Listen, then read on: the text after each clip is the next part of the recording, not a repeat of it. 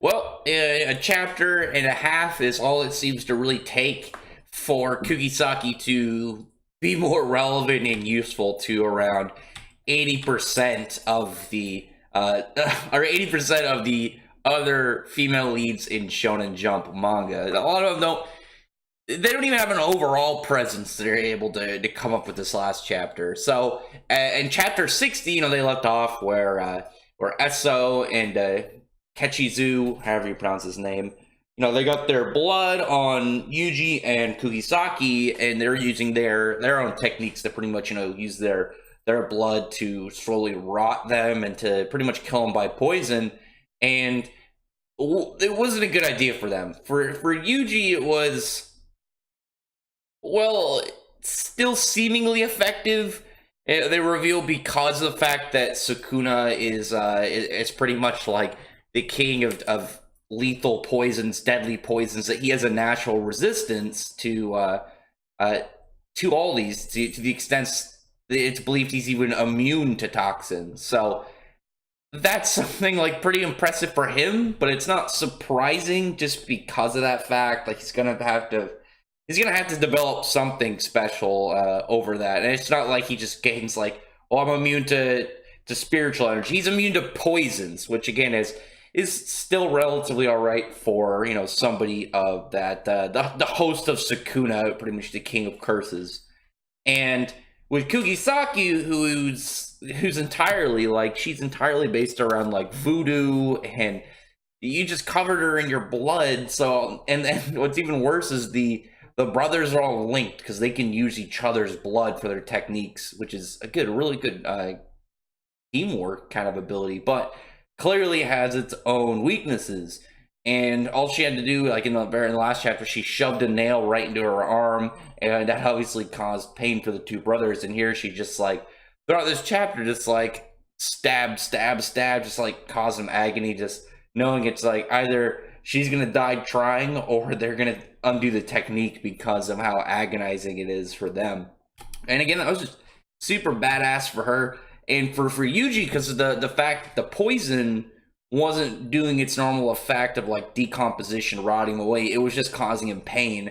And pain alone isn't enough to stop Yuji. He's very physically like, he's very like mentally and physically capable of keeping himself up and going while fighting. You need to actually do something other than just pain to stop him. You're going to have to actually like break his limbs or use a technique to hold him back. And just sheer pain is not going to stop him.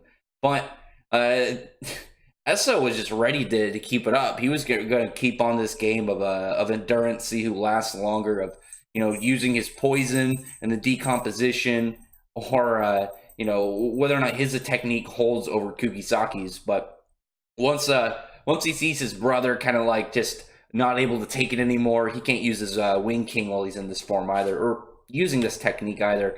But the fact that he saw his younger brother just pretty much like on the ground, like in agony, barely able to stand, not even actually able to stand, he was just on all fours, just writhing, barely able to talk rather. Esso just kind of undid the technique without even realizing it, just natural to helping his brother, which is really nice on him as a character. And you gotta keep this in mind, actually, while thinking about it, is they're all three linked. All three of the brothers are linked. We don't know the name of the oldest brother yet. We've only saw him in the last chapter in a flashback between them.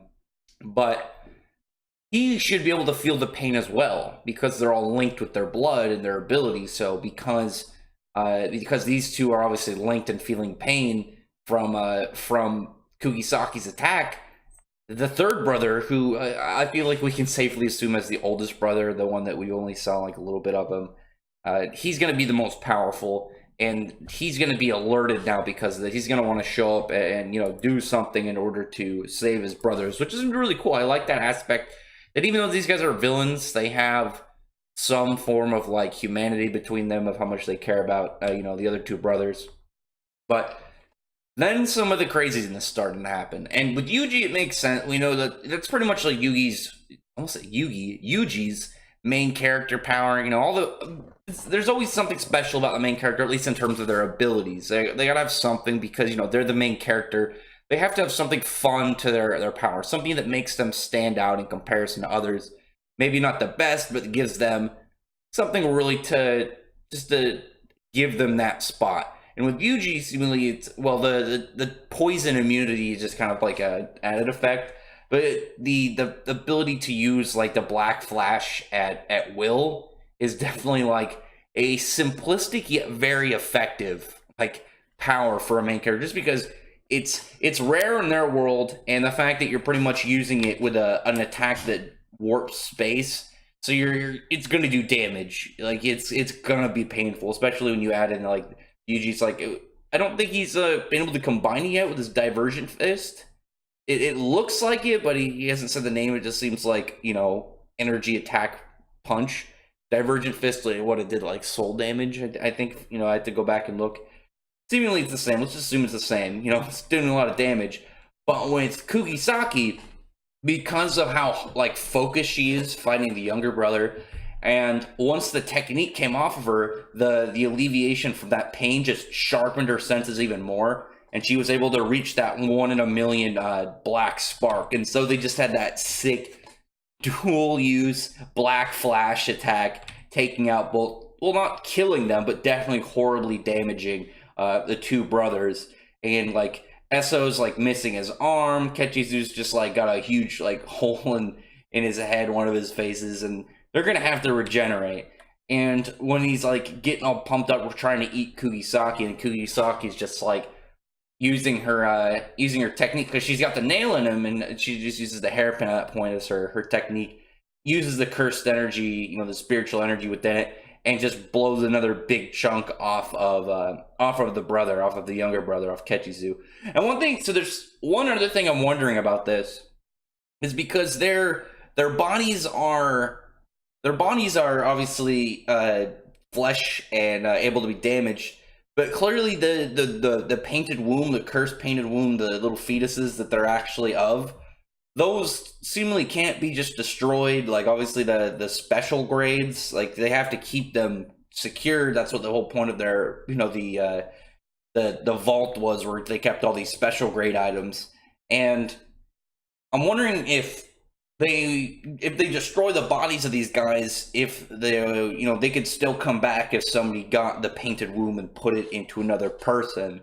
Like they're seemingly immortal, but not like indestructible. Or would it be, no? Their bodies aren't indestructible. Their souls and like spirit, for whatever are. So maybe the oldest brother, he will show up, push back Kugisaki and Yuji, and they'll have to retreat, but they'll take the eldest brother will take the youngest brother's piece and then leave and find a new body for him, and maybe they'll recuperate and figure out stuff to do their own thing, because they're a very weird aspect to add in, because they have this very human kind of feel to them, with the fact that how much they care about their brothers, and they're not with the other cursed spirits because they believe in their cause. They think it's just the best option for them. So I'm wondering if there was a chance for them to eventually switch sides, because they don't seem, we want to do all the cursed spirits, so we want to do make a world for us and revive Sukuna. They seemingly are all about whatever's best for the three brothers. Like I feel like if they had the option to join the Jujutsu sorcerers and keep their brothers safe, and all they had to do was help them take down the other cursed spirits, they would do that. But we'll see how it goes. Very interesting in this chapter. And it was really badass for Kugisaki in just multiple ways of strategy. She had a Black Flash moment, so she's going to be more powerful by default, because activating and achieving the Black Flash gives you that boost by itself, permanent, buff by who knows how much. And I'm telling you, soon the oldest brother's going to show up. The fact that they're all linked and they could feel pain from, it was the middle brother's attack, his blood that was covered in on Kugisaki, but younger brother felt it too when she used her resonance. So oldest brother, I'm telling you, on the way. Tell me in the comments what you think about this. I love Jujutsu Kaisen. I'm really, really having fun reading it every week. I'm hoping that people start to pick it up. Everyone that I've got to so far, like they've had the kind of like the same take on it. It's a little boring at the start. The first 2 chapters are pretty all right, not great.